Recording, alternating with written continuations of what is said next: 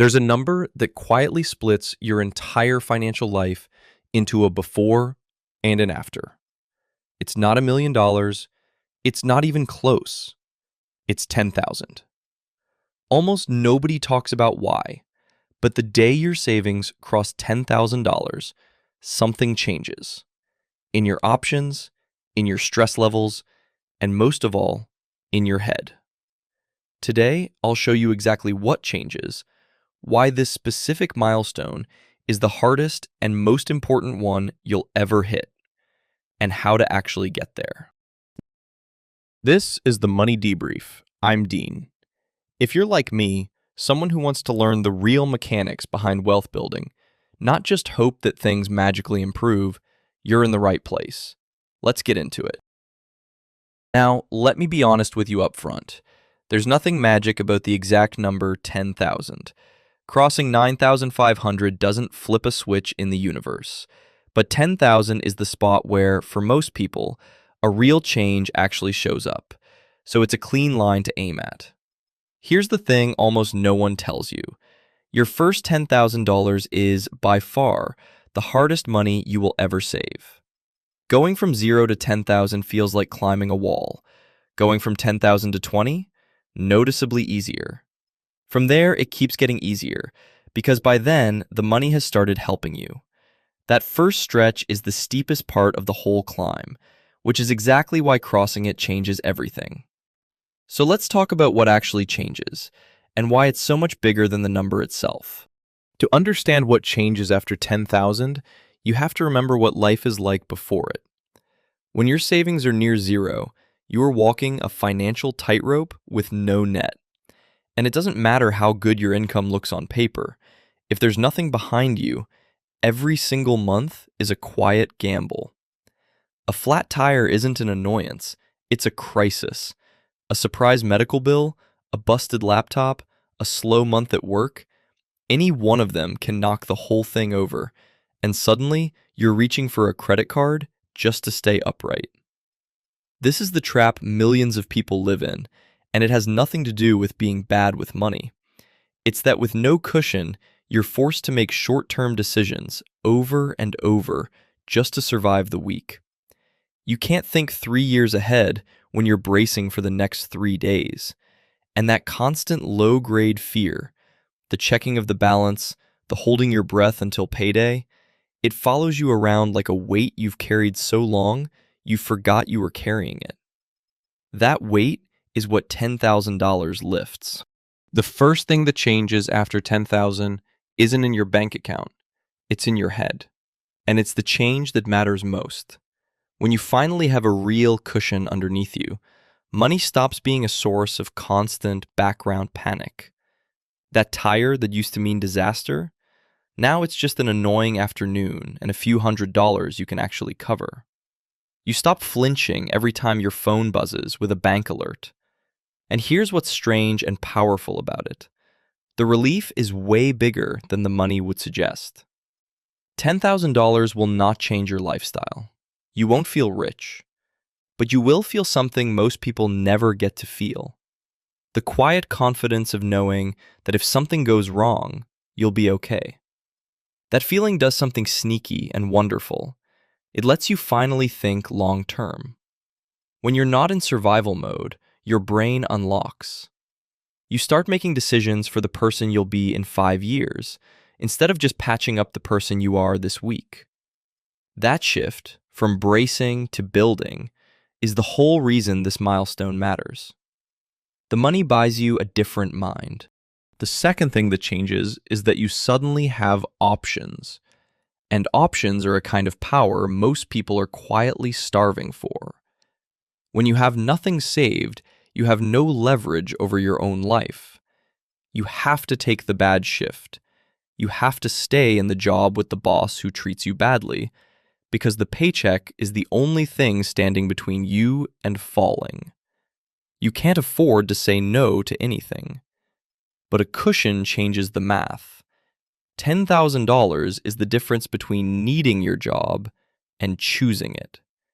It's the ability to walk away from something toxic, to wait for a better offer instead of grabbing the first desperate one, to take the risk on the opportunity that could actually move your life forward. People with a buffer negotiate harder because they can afford to hear no. They make calmer, smarter choices because they're not cornered. None of this requires being wealthy, it just requires not being trapped. And that small pile of cash is what buys your way out of the corner. It turns "I have to" into "I get to decide." That freedom, honestly, is worth more than the 10,000 itself. The third change is the one that turns this milestone into a launch pad. For the first time, you have enough money that it can start working for you. When you're scraping by with a couple $100s to your name, investing is basically pointless. A few dollars of growth on a tiny balance does nothing, and you'd probably need that money before it ever had a chance to grow anyway. But $10,000 is real capital. It's finally enough to put to work in the market and feel it matter over time. Let me show you what I mean, and let me be honest about the numbers as I go. Historically, the overall stock market has returned somewhere around 10% a year on average. Call it about 7% after you account for inflation. That's an average stitched together from great years and terrifying ones. It is not a promise, and anyone who guarantees you a return is lying. But using that long-run history as a rough guide, $10,000 left alone tends to roughly double in about a decade. Leave it for 30 years, and that single 10,000 can grow to somewhere around $70,000 or $80,000 without you adding another cent. You did the hard part already. You climbed the wall. Now the money you fought for starts quietly hiring more money to stand beside it. Here's why everything after this point gets easier, and it's worth really sitting with. Getting to your first 10,000 is almost entirely powered by you. Your discipline, your cut expenses, your effort, one hard-saved dollar at a time, with almost no help from anything else. That's why it's such a grind. But once that money is invested and growing, you pick up a second engine. Now you've got your savings pushing the pile up from below and growth pulling it up from above. The pile starts moving faster than your paycheck alone could ever move it. This is why the jump from 10 to 20,000 feels lighter than 0 to 10, and why 100,000, which sounds impossibly far away when you're starting, becomes a question of when, not if.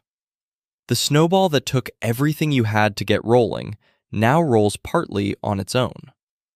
Most people never get to experience this, and it's heartbreaking, because they quit during the hardest, slowest, least rewarding part.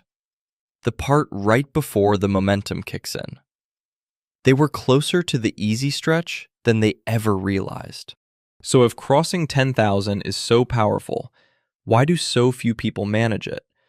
It usually isn't income. Plenty of people earning good money never save a dime, and plenty of people on modest paychecks quietly build a real cushion. The number one thing standing in the way is a trap with a friendly-sounding name: lifestyle creep. Lifestyle creep is what happens when your spending rises to match every raise you ever get. You make more, so you spend more. A nicer apartment, a newer phone, the upgraded everything. And somehow, no matter how much your income grows, there's never anything left at the end of the month. You're running faster and faster on a treadmill that just speeds up to match you. The savers who actually cross 10,000 do one deceptively simple thing. When their income goes up, they keep their lifestyle mostly the same, and they send the difference to their savings before they can spend it. They give the raise to their future self instead of their shopping cart. It's not about being cheap or joyless. It's about deciding, on purpose, that crossing the line matters more than the next small upgrade you'd forget about in a week anyway. Okay, Dean, I'm sold. How do I actually get to my first 10,000? Here's the honest, un-glamorous playbook. Step 1. Pay yourself first and automate it. The single biggest mistake is saving whatever happens to be left at the end of the month, because the answer is almost always nothing. Flip it around. The day your paycheck lands, have a fixed amount automatically move into a separate savings account before you can touch it or talk yourself out of it.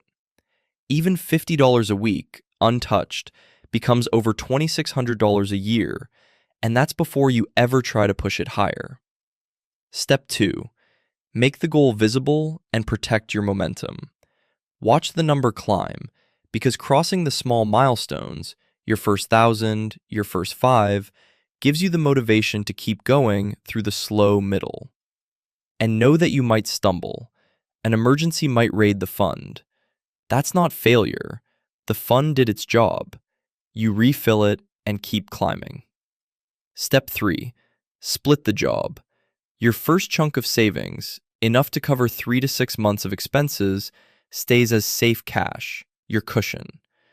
Once that safety net is built, the money beyond it is what you send into a simple, low-cost index fund to start that compounding engine we talked about. Safety first, then growth. That order matters. I want to leave you with the part that actually matters, because the number can sound intimidating from the bottom of the hill. $10,000 feels enormous when you have nothing. But that giant first step is really just a stack of tiny ones. $50, $500, $1,000, repeated with patience. Nobody crosses this line in one leap. They cross it one boring automatic transfer at a time. And then one day they look at the balance and realize the wall they were so afraid of is behind them. And here's the quiet truth almost nobody believes until they've done it. The version of you on the other side of 10,000 isn't just richer by $10,000. They sleep better. They stand straighter. They make braver choices. They have money that's finally working a shift of its own. The struggle to get there is real. And if you're in the middle of it right now, grinding through the slow part, I want you to hear this clearly. You are closer to the easy stretch than you feel. So let's put the whole thing together. $10,000 isn't a magic number, and it won't make you rich. What it does is bigger than that. It's the line where the constant fear finally quiets down, where you stop being trapped and start having choices, and where your money clocks in and starts working beside you instead of slipping through your fingers. It's the hardest money you'll ever save, because the first climb is all you and no momentum, which is exactly why crossing it changes everything that comes after. The before is survival. The after is building. You don't need a bigger paycheck or perfect timing to get there. You need to pay yourself first, automate it, protect your cushion, and keep climbing through the slow part where most people quit. Pick the number, aim at the line, and take the first small step today. Because everything really does change after 10,000, and your future self is already standing on the other side, waiting for you to show up. That's the Money Debrief. My name is Dean, and if this video helped you out at all, subscribe and like to see more wealth building tips and advice in your feed. I'll see you in the next debrief.